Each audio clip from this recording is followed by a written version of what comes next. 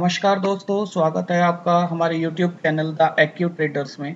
आज हम बात करेंगे दोस्तों करेंसी के बारे में, यूएसडी आईएनआर के बारे में बात करेंगे बेसिकली कि आने वाले दिनों में अभी यूएसडी आईएनआर किस तरफ जा सकता है। अभी हमने मार्च में यूएसडी आईएनआर का मंथली ब्रेकआउट देखा है। 72 के लेवल से 77 के लेवल पर अभी यूएसडी आईएनआर ट्रेड कर रहा है। दोस्तों ग्लोबल फैक्टर्स हैं, डॉलर की डिमांड बढ़ी है, एफ डबल आई का सेलिंग इक्विटी में बढ़ रहा है लगातार, निफ्टी इतना ज़्यादा नीचे आ गया है, कोरोना का एपिडेमिक है। इन सब के चलते डॉलर की हाई डिमांड के चलते हमारा रुपया डेप्रिशिएट हुआ, जिसके चलते हमने 77 का लेवल देखा। अभी हम आगे जानने की कोशिश करेंगे डेटा के थ्रू कि अभी हमें क्या संकेत मिल रहे हैं कि डॉलर अब कहाँ जा सकता है। दोस्तों प्योरली डाटा पॉइंट्स पे बात करेंगे। मैं किसी भी ग्लोबल फैक्टर की बात नहीं कर रहा, मैं किसी न्यूज़ की बात नहीं कर रहा। जो हमें एनएससी की वेबसाइट से डाटा मिलता है, ओपन इंटरेस्ट का डाटा मिलता है, डेरिवेटिव्स का डाटा मिलता है, मैं बेसिकली उसी को एनालाइज करता हूँ और उसी के अकॉर्डिंग ट्रेड्स लेता हूँ। तो दोस्तों एक बार मैं आपको चार्ट पे दिखा देता हूँ। देखिए मंथली में, ये मंथली चार्ट है डॉलर का फ्यूचर का। मंथली में हमने मार्च की कैंडल में, मंथली कैंडल में ब्रेकआउट दिया था। अभी हम अप्रैल की कैंडल में हायर हाई की तरफ ट्रेड कर रहे हैं। दोस्तों डेली में देखिए ये मंथली का ब्रेकआउट है। डेली में ये मैंने किस तरह के जोन्स बनाए हैं ये मैं आपको डाटा के थ्रू बता देता हूँ।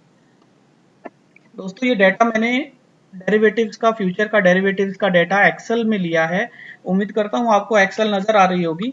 ये 27 मार्च को हमारा कॉन्ट्रैक्ट एक्सपायर हुआ था, जिसके बाद हमारा अप्रैल का कॉन्ट्रैक्ट अभी शुरू हुआ है। 30 मार्च को अप्रैल का कॉन्ट्रैक्ट पहले दिन ट्रेड हुआ था। उसके बाद 31 मार्च, क्योंकि पहले दिन कॉन्ट्रैक्ट ट्रेड हुआ है तो दोस्तों पोजीशंस बनने में भी टाइम लगता है। स्मार्ट मनी अपनी पोजीशंस को बिल्डअप करते हैं, तो हम 31 मार्च से इसका एनालिसिस शुरू करेंगे।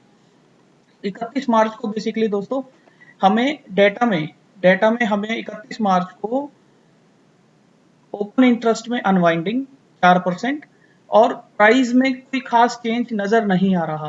दोस्तों एक्सेल में मैं बता देता हूं कि ये डाटा जो मैंने ऑरेंज कलर का मार्क किया हुआ है, ये मैंने एडिशनल रोज इंसर्ट की हैं और इनमें मैंने फॉर्मूलाज प्लांट किए हैं। तो बेसिकली जो भी रिक्वायरमेंट होगी मैं आपको बता दूंगा। जैसे मैंने यहाँ प्राइस में चेंज, जो डेली सेटलमेंट प्राइस है उसमें क्या चेंजेस हैं वो लिया है और उनका परसेंटेज निकाला है। ओपन इंटरेस्ट करंट मंथ का, उसमें क्या चेंजेस हुए और उसका मैंने परसेंटेज यहाँ कैलकुलेट किया है। वीवैप में मैंने कैलकुलेट किया है दोस्तों। टर्नओवर से हम कॉन्ट्रैक्ट्स को डिवाइड कर देते हैं तो वीवैप आ जाता है। उसके बाद मैंने ये क्यूमुलेटिव ओआई लिया है। यहाँ क्यूमुलेटिव ओआई तीन मंथ्स के ओआई को मैंने ऐड किया और क्यूमुलेटिव ओआई लिया है और उसका चेंज इन ओआई और परसेंटेज कैलकुलेट किया है। डिफरेंस बेसिकली दोस्तों टोटल ओआई में से यदि हम करंट मंथ के ओआई को माइनस कर दें तो हमें ये पता चलता है कि टोटल ओआई और करंट ओआई में कितना वेरिएशन चल रहा है। तो वो चीज हमने यहाँ डिफरेंस में कैलकुलेट की है। तो दोस्तों 31 मार्च में हमने देखा कि ओआई टोटल क्यूमुलेटिव ओआई 4% गिरा, करंट ओआई 6% गिरा, लेकिन हमारे प्राइस में कुछ ज्यादा वेरिएशन नहीं आया। तो इसे हम समझ सकते हैं कि यहाँ शॉर्ट कवरिंग हुई हो या लॉन्ग अनवाइंडिंग हुई हो, दोनों में से कुछ भी हो सकता है या दोनों हो सकते हैं। लेकिन ओआई डिक्रीज हुआ है, इसका मतलब या तो शॉर्ट कवरिंग है या लॉन्ग अनवाइंडिंग है। बिल्डअप तो बिल्कुल नहीं है। लेकिन दोस्तों एक खास बात इसमें यहाँ देखने की ये है कि वीवैप जो हमारा उस दिन का था 75.76, प्राइस वीवैप के पास 75.81 यानी वीवैप से ऊपर लगभग क्लोज करने में कामयाब रहा है। तो इसे यदि हम चार्ट की मदद से देखना चाहें दोस्तों, तो ये जो जोन है, ये मैंने रेड कैंडल का जो जोन है डोजी का, ये मैंने मार्क किया है। तो बेसिकली हम इसे शॉर्ट कवरिंग समझेंगे, क्योंकि वीवैप से ऊपर प्राइस ने क्लोज किया था और हमारा ओआई इस दिन गिरा है। दोस्तों इस जोन का बेसिकली मतलब ये होता है कि यदि ओआई इस जोन में ओपन इंटरेस्ट गिर रहा है, इस प्राइस के बीच में हाई से लो, इस हाई से लो की प्राइस के रेंज के बीच में लोगों ने, स्मार्ट मनी ने अपनी पोजीशंस को क्लोज किया है, यानी इस प्राइस रेंज में अब उनका विश्वास नहीं है। तो बेसिकली यदि इस प्राइस रेंज में हमारा प्राइस दोबारा आता है तो हम ये देखना चाहेंगे कि उसमें क्या होता है, वो यहाँ इस प्राइस रेंज से रिजेक्ट होता है या इस प्राइस रेंज से ऊपर की तरफ जाता है। तो बेसिकली दोस्तों अगर हम देखें तो दो बार हमें दिख रहा है कि इस प्राइस रेंज में इसने रिजेक्शन लेके ऊपर की तरफ मूव किया है। तो अब आगे हम देखते हैं 3 अप्रैल को क्या हुआ। 3 अप्रैल को दोस्तों एक बहुत अच्छी एक्टिविटी हुई थी, बहुत मेजर एक्टिविटी हुई थी। लाइक 3 अप्रैल को बाजार ने गैप अप ओपन किया था, 75.81 पे हम क्लोज हुए थे और 76.20 पर फ्यूचर ओपन हुआ था, यानी हम गैप अप ओपन हुए थे। गैप अप ओपन होने के बाद दोस्तों उस दिन का ओपन और लो 76.20 76.20 सेम था और लगभग लगभग 80 पैसे का मूवमेंट हमने ऊपर की तरफ किया था, लगभग 80%। साथ साथ दोस्तों करंट में 9% का ओआई इंक्रीज और फ्यूचर क्यूमुलेटिव में भी लगभग लगभग 9% का ओआई इंक्रीज हुआ था। तो बेसिकली ये increase in OI increase in price का केस है। Increase in OI increase in price का मतलब लॉन्ग बिल्डअप। दोस्तों हमने इस रेंज को भी चार्ट पर लॉन्ग बिल्डअप को मार्क कर लिया है। ये जो मैंने ग्रीन कैंडल पे कलर मेंशन करके मैं मार्क किया है, ये जोन रेक्टेंगल में बेसिकली ये लॉन्ग बिल्डअप है। तो दोस्तों हमारे दो जोन हो गई, नीचे वाला शॉर्ट कवरिंग है, ऊपर वाला लॉन्ग बिल्डअप है। तो बेसिकली मुझे यही समझ आता है कि ये दोनों जोन बहुत स्ट्रॉन्ग जोन है।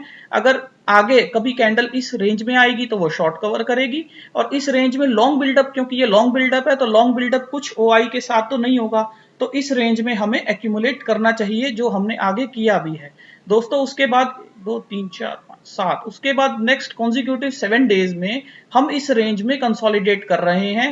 16 अप्रैल को हमने हायर साइड में जाने की कोशिश की है, जिसमें हमने हाई लगाया भी है 77.07 का, क्लोजिंग भी 77 के ऊपर देने की कोशिश की है, लेकिन फिर से हम अभी इस जोन में आ गए हैं दोस्तों। इस जोन में बेसिकली अभी हमारा एक्यूमुलेशन चल रहा है। अब मैं इसे एक्यूमुलेशन क्यों बोलूंगा वो मैं आपको आगे बताता हूं। डेली सेटलमेंट देखिए, 3 अप्रैल के बाद डेली सेटलमेंट के बाद ये प्राइस इसी रेंज में 76.20 के बाद ये प्राइस लगभग लगभग 7 अप्रैल को आप देखिए 76.11। दोस्तों इस दिन का हाई 31 मार्च का जो हाई था 76.1, इस दिन के हाई तक को वीवैप चेज नहीं कर पाया 76.21। वीवैप हमेशा इस दिन के हाई से ऊपर ही रहा है, तो इससे हम कह सकते हैं कि वीवैप बुलिश जोन में जा रहा है। देखिए दोस्तों, वीवैप जब भी ऊपर की तरफ शिफ्ट होता है तो हम उसे बुलिश मानते हैं, वीवैप नीचे की तरफ शिफ्ट होता है तो हम उसे बियरिश मानते हैं। और इन पिछले 8-10 दिन के ट्रेडिंग सेशन में हमने देखा है कि वीवैप ऊपर की तरफ शिफ्ट किया है, और अभी वीवैप बेसिकली 76.50 के लगभग, अगर मैं इसका एवरेज लेता हूं तो वो 76.44 का एवरेज आ रहा है। बेसिकली दोस्तों एवरेज वीवैप 76.44 से 55 के बीच में अभी कंसोलिडेट कर रहा है। और इस दौरान एक चीज बड़ी अच्छी हमें देखने को मिली है कि करंट मंथ में दोस्तों ओआई 10 लाख के लगभग डिक्रीज हो गया है। अगर 31 मार्च की हम बात करें तो 39 लाख के लगभग ओआई था, तो 17 अप्रैल को 31 के लगभग ओआई रह गया है।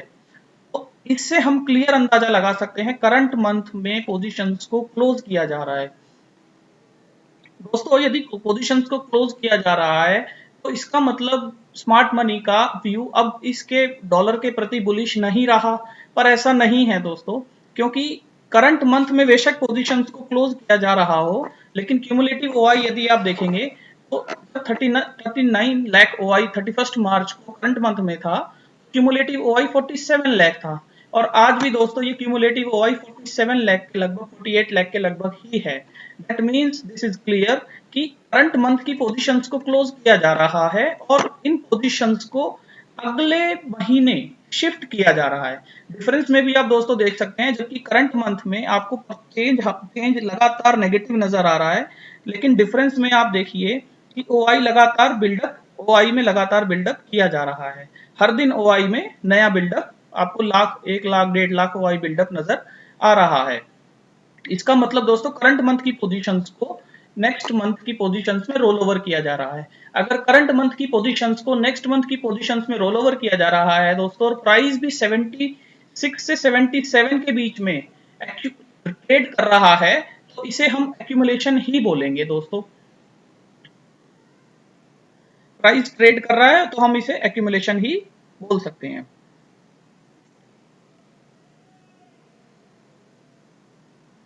अब मैं आपको एक चीज और इसमें दिखाना चाहूंगा। देखिए, मंथ ऑन मंथ ओआई मैंने जनवरी से डेटा लिया है। डॉलर जब 29 जनवरी की एक्सपायरी थी तो डॉलर 1 जनवरी फ्यूचर में जो पोजीशन थी ओपन इंटरेस्ट की वो लगभग 19 लाख थी, जो 28 जनवरी तक लगभग 28 लाख हो गई, यानी कि हमने जनवरी के महीने में लगभग 9 लाख का ओआई बिल्डअप किया, लेकिन 29 जनवरी को ये पोजीशन 16 लाख रह गई। दैट मीन्स कि इसमें से 11 लाख के लगभग पोजीशंस स्क्वायर ऑफ 11 लाख के लगभग पोजीशंस को क्लोज कर सेटलमेंट के लिए एक्सचेंज में भेज दिया गया। तो बेसिकली हमने 29 जनवरी को 16 लाख के ओआई से फिर से शुरू किया, जो 25 तक 32 लाख हो गया, और 26 को वो 24 लाख के ओआई के साथ हमने ट्रेड किया, यानी 8 लाख की पोजीशन सेटलमेंट के लिए चली गई। इससे अभी हमने करंट मंथ में 27 मार्च में दोस्तों 48 लाख के ओआई से शुरू किया है, जो हमने 26 फरवरी में 24 लाख के ओआई से शुरू किया था। तो ओआई बिल्कुल डबल है दोस्तों। ओआई लगातार मार्च में बिल्डअप हुआ है। ओआई में अभी कोई अनवाइंडिंग हमें नजर नहीं आ रही है। क्यूमुलेटिव ओआई मैंने आपको दिखाई दिया है। तो दोस्तों ये पोजीशन अभी लॉन्ग बिल्डअप की तरफ ही चल रही हैं। हाँ, आने वाले दिनों में, आने वाले 1-2 महीने में यदि ये ओआई 48 लाख से 16 लाख 20 लाख जो इसकी एवरेज थी पहले, उस रेंज में आ जाता है, तो हम कहेंगे कि यहाँ अब डॉलर शांत हो गया है, यहाँ से अब रुपया मजबूत हो सकता है। लेकिन अभी दोस्तों ऐसी कोई उम्मीद नजर नहीं आ रही है। तो आगे हम देखेंगे।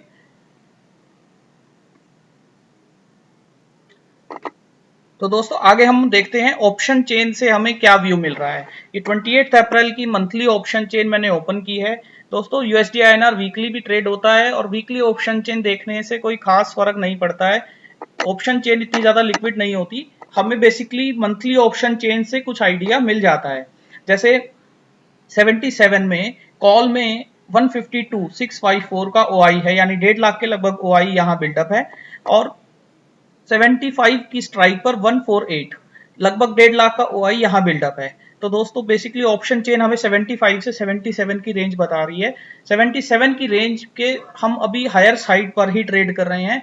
मुझे उम्मीद है दोस्तों यहाँ से हम थोड़ा सा और नीचे की तरफ जा सकते हैं। बेसिकली 77 की रेंज अभी टूटना करेंसी के लिए थोड़ा सा मुश्किल है। 77 की रेंज बेशक हमने एक दिन अभी इसको टैग किया है दोस्तों, लेकिन अभी ये रेंज ऊपर की तरफ करेंसी का जाना अभी मुझे लगता है थोड़ा सा मुश्किल है। और और हम दोस्तों बेसिकली इस मंथ में अभी इसी रेंज में ट्रेड करने वाले हैं, जहां तक मुझे उम्मीद है।